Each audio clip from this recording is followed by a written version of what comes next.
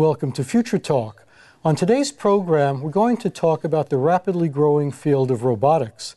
My guest is Chuck Colby, whose career as an inventor has spanned more than 50 years. Chuck is credited with numerous technological firsts, including the first home satellite receiver station, the first low-cost telephone answering machine, the first low-cost cordless telephone, the first low-cost TV camera, a variety of digital video devices, police car computers, airport security equipment, and much more. He started his career by building what's believed to be the world's first commercial pocket transistor radio at the age of 12. Today he works mostly in robotics, and he's going to demonstrate a few of his creations. Chuck, what got you interested in working in robotics? I started inventing things when I was about 10 years old, and all the electronics pointed toward things that moved, had motors in them, and so forth. And so that was just kind of a natural outgrowth into getting into robotics, where you got a machine that does something and has the capability to be usually remote controlled or do a job. What are some of the most important developments going on in the robotics field now? Of course, the ones that sweep your floors, they've sold tens of millions of those, and they're a big market and a big thing that's going to be growing and growing. But there's all kinds of new things coming out, and we're going to show you one today, this telepresence robot, which is going to be a really big thing because it lets you be in two places at once. So do you think that in a few years everybody's going to have robots in their homes and everybody will rely on them for all kinds of things? Yeah, sure. Especially for doing things that you don't want to do, clean the floor, scrub the whatever, but also add functionality like the capability to remotely control things, have meetings when you're not in that location and so forth, that can happen with the telepresence things. Now, you brought that robot with you, so why don't we just go ahead and start that demonstration. Okay, and this is, I believe it's called the T-Bot. This is the Tesla Robotics T-Bot that... Okay, so there is the robot on the floor, if the camera can get a picture of that. And you're controlling it with an iPad, and the device itself is an iPad, and it's mounted on a type of wheelbase.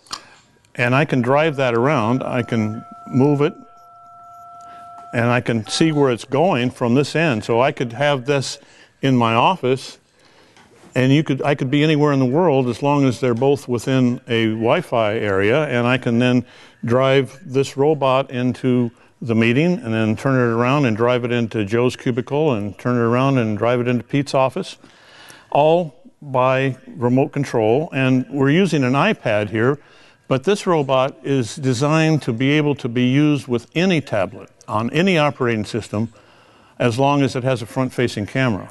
Now, your iPad is communicating with the iPad. How does that iPad tell that base what to do? There's a microphone in the robot that picks up the sounds that I'm generating with an iPhone using a touchpad on the iPhone. Now, there'll also be a little joystick remote control that you hold next to the iPad that you can then control the robot with. So where do you think most people will use that? Will they use it in business or hospitals? Where's the primary usage? There's a new app that is called Vital Signs. That if you take the iPad 2 and aim it at your face and your chest, it will actually tell the respiration rate and the blood pressure. Now that has great applications. If that robot was in a hospital, a doctor could be driving it around, making his rounds without being there. And there's actually a company in LA that rents a similar robot to hospitals and doctors for $7,000 a month that sounds like a lot. They claim pays for itself in the doctor's time that he doesn't have to drive around. Now, our robot is going to sell for $2,400, so it'll pay for itself in a day or two. Yeah, sounds fascinating. Now you've got some other inventions here too, like this disc-like object sitting on the table. What's that for? This is to be able to drive it under a vehicle, and it has a camera and a light, so it can look for contraband or explosives. I've got 4 or 5 different categories of robots that I'm involved with. Some of them are really functional, and some of them have no function at all except they're kind of cute, like this one here. Looks like a Muppet. It doesn't do anything except that you can drive it around and play, and it's got a camera in it, so you could drive it under the bed and look for dust balls or whatever. There's another robot that I just built the other day that is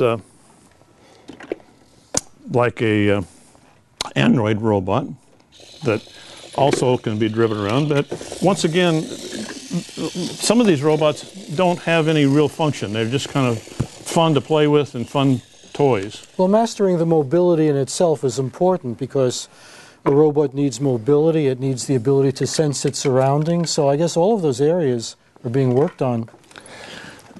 There's a lot of work being done for the military that have really sophisticated electronics on them. And those robots are cost in the millions of dollars and tens of millions of dollars for R&D to design them. But their function is unbelievable. I mean, the Predator, when it started out, everybody thought it was a joke. You mean the pilotless aircraft. But it's been in operation now for 7 or 8 years, and they've done unbelievable amount of good things with it. We'll be showing a video of a military robot shortly, but first, there are some robots in front of the table down here. Maybe we could get a shot of that at the bottom of the table and then briefly discuss. Yeah, so what are we looking at right there? Right here is a remote control portable PA system. And it's designed to be able to drive into a crowd and talk to people without putting anybody at risk. And it actually can be remotely controlled and has a camera so you can see back from a remote location of what it's seeing using the heads-up displays like that one. So you're seeing it by means of some type of goggles. The next one over is a similar one in that it... Yeah, let's get back down to the floor there to see the next yellow object. The yellow one there. That one is a camera. It has 4 cameras in it. So when you throw it through the window where the bad guy is, you can see 360 degrees of what's going on. And likewise, the one right in front of it, if you pan down a little bit, that one is also a throw bot. You throw it through the window of where the bad guy is, and you can drive it around. It has a camera in it. You can then see what's going on in the room, and it may only last 20 seconds before it gets shot and ruined, but at least you'll be able to see how many people are there and what kind of guns they've got or whatever. So it looks like there are a lot of police and military uses. In fact, we're going to be going to our video, which is a video of a new type of robot called the Mule that's created by the U.S. Army. Let's go ahead and roll that tape. Designed to do the donkey work on the modern battlefield, the Mule is no dumb workhorse. Well, essentially, it's rocket science on wheels. The secret to this go-anywhere mobility lies in the 6-wheel design. Essentially, every wheel has an in-hub motor. It's independently driven. Anywhere they go, anything they go through, the Mule will be able to follow them. Mule stands for multifunction, utility, logistics, and equipment, and it's being developed to help soldiers in 3 key areas: transport, fire support, and mine detection. The counter-mine configuration will have the ability to detect, mark, and neutralize anti-tank and anti-personnel mines. The assault version will be fully armed with an integrated weapon system, as well as the reconnaissance and surveillance tools needed to locate and destroy the enemy. And the transport mule will take most of the weight off the soldiers' backs, carrying over 2,000 pounds, more than a ton of equipment and rucksacks. Unlike its four-legged counterpart, this beast of burden will always go exactly where you want. The mule can be driven by remote control using a simple hand device, but it can also be programmed to carry out fully autonomous missions using GPS and navigation sensors. The fact that this is an autonomous vehicle, that's the most critical thing about it. We tell it where to go, and it'll go there. Once programmed with the correct... Okay, so that was the U.S. Army Mule. So that's an impressive device. You load it up with tons of stuff. It follows you wherever you go. It can go where you go. We've built a miniature mule. That one over there on the floor that has 4 wheels can be, it won't do anywhere near what the big mule does, but it does have the capability to carry 300-pound payload and outfitted with the proper GPS and electronics. It can do quite a bit of things that would make it pretty impressive. Now, it's interesting that existing technology such as GPS can be applied to so many things. Everybody can use that. What are some of the difficult problems in robotics? What are some of the challenges that have to be surmounted to have really useful robots? Well, it's always comes down to software, usually. The software development, and most robots have embedded systems, so they aren't going to be subjected to online hackers and so forth. But there's still a lot of software development that is going on and needs to be continued. Now, are most of these robots remote controlled where there has to be a human operator telling it what to do? Now, this one can find its way using GPS. That's right. That mule can find its way. Just if you tell it where you want it to go, it figures out the best way to get there and will actually be able to navigate around obstacles without human intervention. But how far have we gotten with artificial intelligence where you can give sort of a general goal to a robot and it figures out, exactly how to do it without further control on your part? Well, we're just really getting started in that, and that mule, I think, is one of the first ones that has the capability to do that. But it's really impressive what they've done so far. Now, have you done any work on military stuff yourself? Oh, yeah. Over the years, I've worked on many military projects. A lot of them I can't talk about. Too bad. I'm sure it would be very interesting. So what's really driving robotics? I get the feeling that the military is driving the development of robotics more than anybody else because they not only have the need for it, they also have the resources for it. Well, for the really sophisticated high-end robots, that's true. But for the low-cost robots that sell for $200 or $300, like the Roomba, that's predicated on a big market. I mean, there's a market for millions of those, so they've spent a lot of money developing it, and they did a really good job, and they've got the price down to where almost anybody can afford it. Now, people have been talking about robots probably since at least the 1940s or earlier. It hasn't quite gotten into our lives as much as some people thought it might. Is there anything that's hindering the development? Is there anything about robotic development that's turning out harder than we thought it would at first? That's really a good question. I can't think of. Is there a bottleneck? We can have the mechanical arms with the articulated fingers and all that. That's coming along quite nicely. There's several companies in Japan that have actually walking robots that have 2 arms with fingers that can pick up things. And I think we have an Asamoah. In fact, we just happen to have a video of that, which we're going to show you now. This is a video of the Asamoah robot made by Honda. Let's go ahead and show that tape.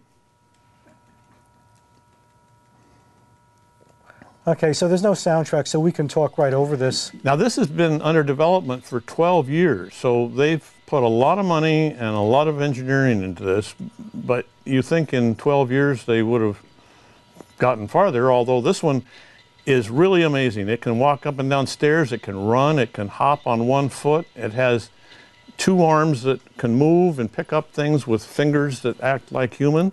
Now, is there somebody behind a curtain directing it what to do? or is it figuring out what to do on its own? I saw a personal demo. I was at one in San Francisco, and it's kind of like the Wizard of Oz behind the screen. This guy with all these computers are running this robot, which needs to happen. It's not doing a lot on its own. But it's got great articulation. Look, it's going to unscrew the top of that bottle. I mean, the fingers look really realistic. Yeah, they're really well done. I mean, amazing amount of dexterity for a robot. But on the other hand, there's surgical robots that a physician can operate from the other side of the world that have more precision than this robot has. So is this sort of a test just to demonstrate, certain capabilities rather than something that a person would really buy because it's useful? Yeah, they're not selling this robot, and I don't think it will ever be sold in this form. It's just too expensive, and it's more of a PR type of a thing for the car company. So you can see the size of the robot, unless that woman is really, really tall. Okay, so that's an example. It knew to release the cup at the right time. It didn't just clutch it or crush the cup while it was holding it. Right. Now, what about vision? Because could that robot see where it was going? I think it has cameras that go back to the operator, so the operator can actually see from the point of view of where the hands are, what it's doing. Now, there's been some real progress with vision. For example, I know that Google is working on a self-driving car. Right. A car that drives itself. It's got 360-degree cameras mounted on the roof. Right. Now, what does it take to make that work? Because it's not enough just to have a picture. You have to interpret what that picture is looking at. You have to judge speed and distance and control the car and know when to turn and when to brake. Right, and there's a new product that's being released by one of the car companies that actually looks at the lines on the center of the road and the side of the road and can determine if you're falling asleep because you're not doing what you should be doing, and it's all done by looking with a camera and going into a computer. Because if cars could drive better than people, that might reduce accidents. And I guess the cost comes once you solve the technical problems. It's not that expensive, to replicate them. Are there any other functions that we usually do ourselves that maybe we would have robots do for us in the near future? Well, the Roomba that has the capability to sweep the floor, and there's another model that can actually scrub the floor. There's two other companies that are making one that you put soap in it and it goes and scrubs the floor and dries it. Is there anything that'll cook your meals? I haven't seen one of those yet, but that's probably not too far away, actually. And how do you communicate with these robots? So, for example, with that Asamoah robot we just saw, I'm guessing that the guy has a little electronic control panel, but are there any robots that you can talk to and it'll understand your voice commands? I haven't seen one, but the interesting thing about controlling robots these days is the electronics. This is actually a 2.4 gigahertz remote control receiver that probably 10 years ago would have cost $100. Now you can buy them for $7. So the price of parts to build robots is really coming down in a hurry. Now, you've invented a lot of things over the course of your career, and we have some slides of some of the things you've done. So we're going to show those. Okay, so there's the first slide. It looks like a family of R2-D2s. R2-D2 is probably the most famous robot in the world, and it's, after 35 years, still very popular. There's a group called R2-D2 Robot Builders Club that has 5,000 members worldwide that build R2-D2s just for the heck of it. Most of them are spending $4,000 or $5,000 building R2-D2s. The big one there is a foot shorter than the real R2-D2. The next one down is about 18 inches, and then it goes down to the small one that's about 2 inches. I'm looking for one that's halfway between those, so I need one that's about 8 inches to complete my small robot now, thing there. Now, did you build these, or did you No, hack I them bought these, but you know, it's interesting. You cannot buy a remote-controlled R2-D2. There's no company that makes it. I don't know if Lucas doesn't want you to buy them or what, but I bought the big one there, started off life as a trash can, and I took all the stuff out and put a radio in it so I can remote control it. And so that's really the only way you're going to be able to get it to move remotely is do it yourself. Now we have a picture of another invention of yours, which is actually a small helicopter. Could we see that? Okay, there it is. Yeah, this helicopter was designed originally to hunt for mines, and it had an onboard electronics package that would actually detect mines and then have a way to remotely detonate them.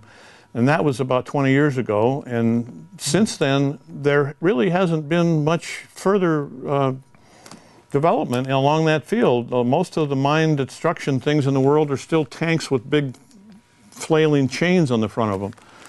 But that was a coaxial helicopter.